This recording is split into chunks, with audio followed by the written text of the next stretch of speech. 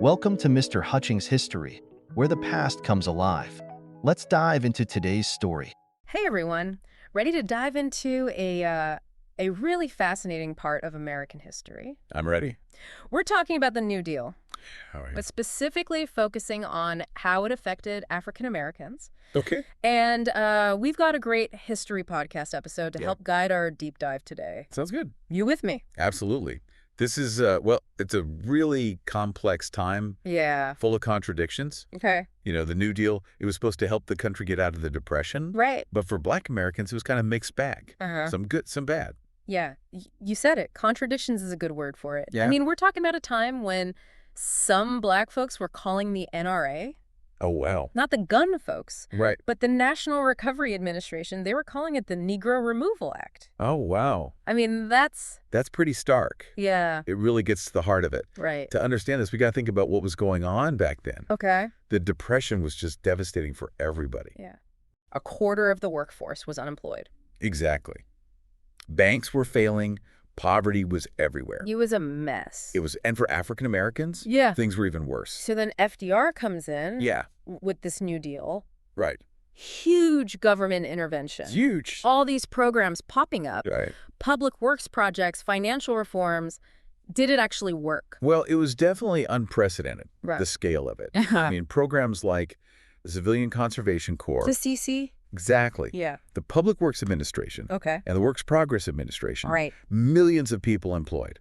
Wow. And, you know, the effects of the New Deal are still felt today. Oh, yeah. Think about Social Security. Oh, okay, yeah. Totally changed how the government interacted with its citizens. Okay, big changes all over. Absolutely. But you said it was kind of a mixed bag for Black Americans. Yeah. What do you mean? Where did it fall short?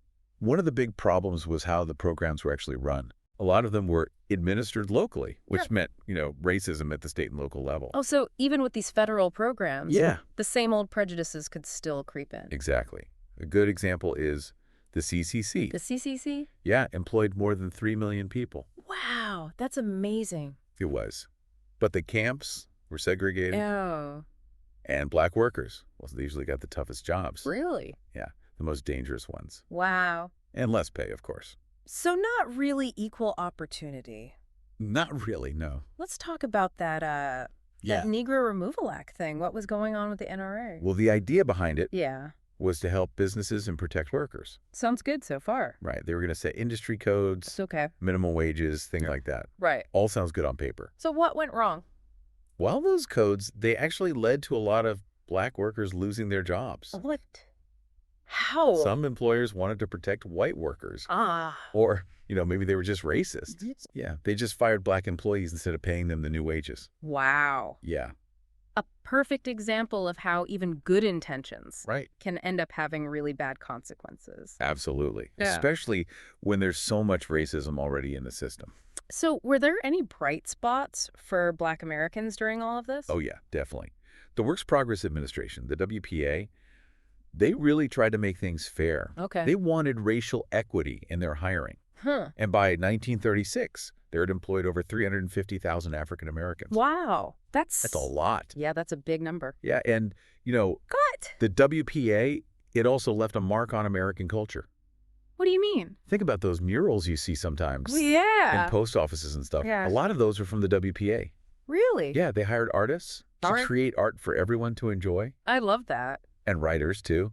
Zora Neale Hurston.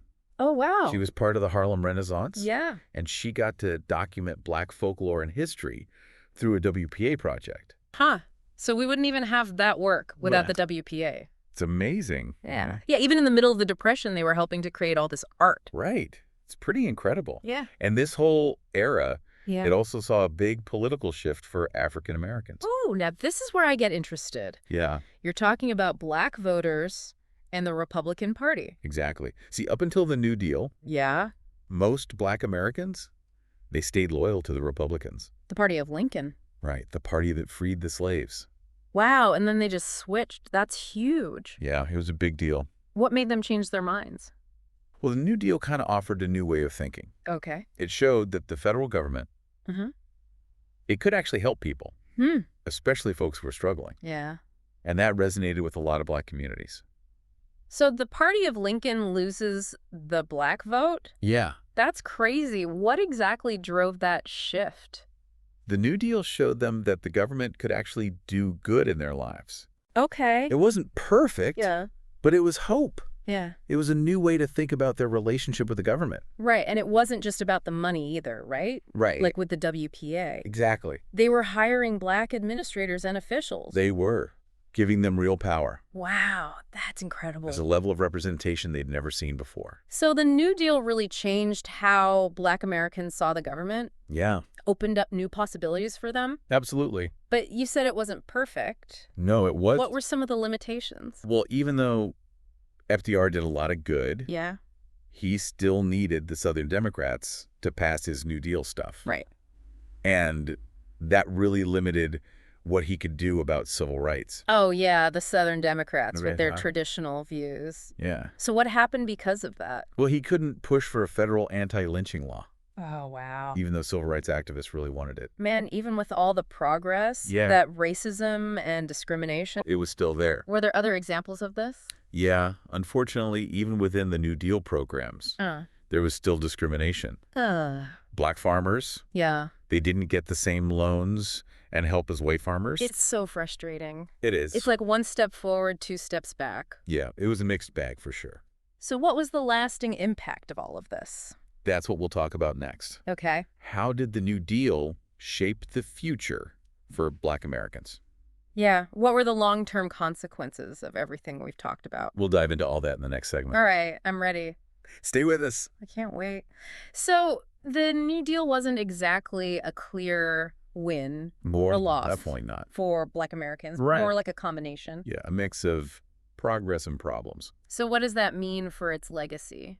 That's the big question, isn't it? Yeah. And historians have been trying to figure that out for years. I bet. Actually, the podcast we're looking at today, it explores a bunch of different perspectives on this. Ooh, different viewpoints. Yeah. I love that. What are some of them? Well, you've got the traditionalists. Uh-huh. They tend to see the New Deal in a pretty positive light. So they focus on the good stuff. Yeah. The relief it provided, Mm-hmm. the jobs it created, Okay. and how it helped set the stage for the civil rights movement. Right. So like the glass half full. Okay. So the optimists, what about the folks who aren't so sure? You've got the progressives. Okay. They say, yeah, the New Deal did some good things, Mhm. but it didn't go far enough. In what way? It didn't really fix the underlying problems. Like the systemic inequality. Exactly. Yeah. They argue that the New Deal often ended up helping white Americans more, Mm. sometimes even at the expense of minorities. So a step in the right direction. Yeah. But not a total fix. Right, and then there's a newer perspective that's becoming more popular. Oh, yeah. Historians who use a critical race theory framework. They say that the New Deal actually made racial inequalities worse. Even with good intentions. Yeah, through the way its policies actually worked. Could you give me an example? Think about Social Security. Yeah. Amazing achievement. Right. Social safety net for everyone. But.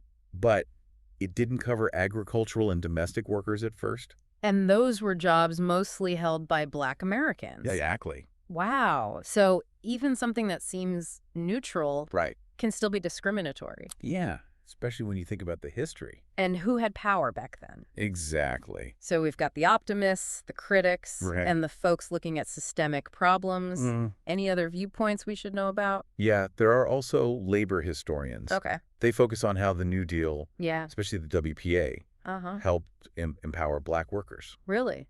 In what way?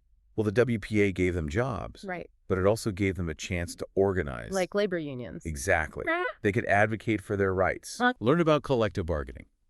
Wow. So even though there was discrimination, there were also seeds of empowerment being planted. That's a good way to put it. Yeah. You know, to really understand this time period, though, Yeah. we got to go beyond just what historians say. Right. We need to hear from the people who actually lived through it. Oh, I love that. Like getting a firsthand account. Exactly. What was it like for them? Yeah. What kinds of sources can tell us that? This podcast mentions a bunch of letters written to Eleanor Roosevelt. Oh, wow. Yeah, FDR's wife. She was amazing. She was really passionate about social justice. Yeah. And she was kind of a bridge between the White House and marginalized communities. Eleanor Roosevelt, a true icon. I bet those letters are incredible. What did they say? A lot of them expressed gratitude for the New Deal programs, Okay. the help they got, Makes sense. but they also talked about the discrimination they faced, Oh. the challenges, Right.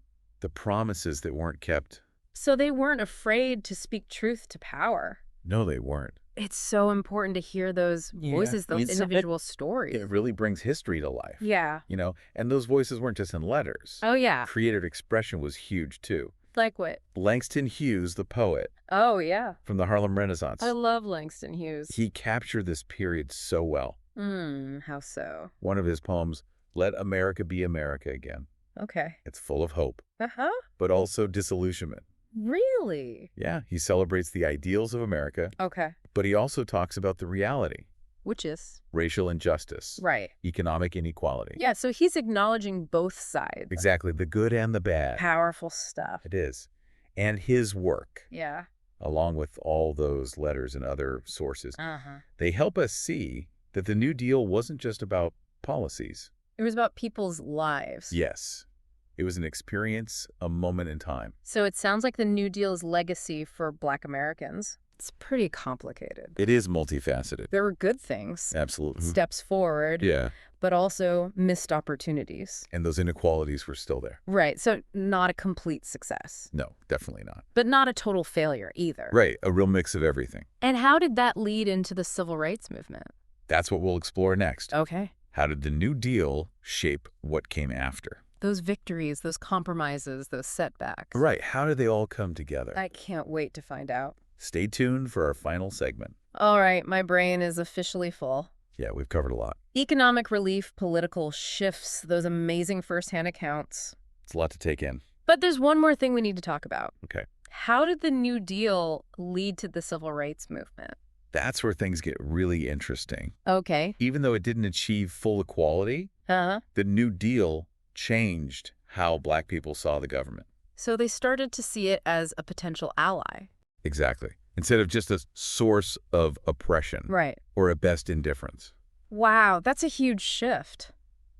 It was. How did that happen? Well, a few things came together. Obviously, the economic help was huge. Yeah, programs like the WPA. Exactly. But it wasn't just about the money, right? Right. What else was it? Well, the WPA also hired Black administrators, Oh, wow. Black officials. So they had a voice. Yeah, they were actually in positions of power. Making decisions. Right. That's amazing. It was groundbreaking. And then there was the experience of organizing, Yes. advocating for fairness, Exactly. working together. It gave them skills, Grand. solidarity, a sense of their own power. That would be so important later on. Yeah, during the Civil Rights Movement.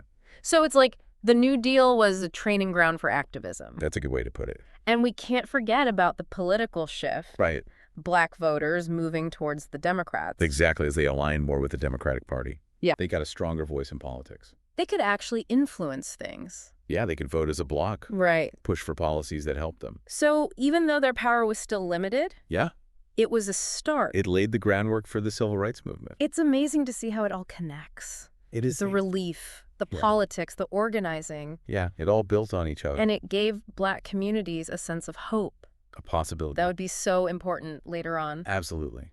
The New Deal really planted those seeds of change. Our source material actually quotes a historian, Oh, yeah. Patricia Sullivan. Okay. She says that the New Deal Uh-huh. opened the door for African Americans I love that. to engage with federal power. In a way that made the Civil Rights Movement possible? Open the door. It wasn't perfect. No. There were still so many obstacles, Of course. but it created a path A way for forward Black Americans to step through. and demand their rights. And they did step through.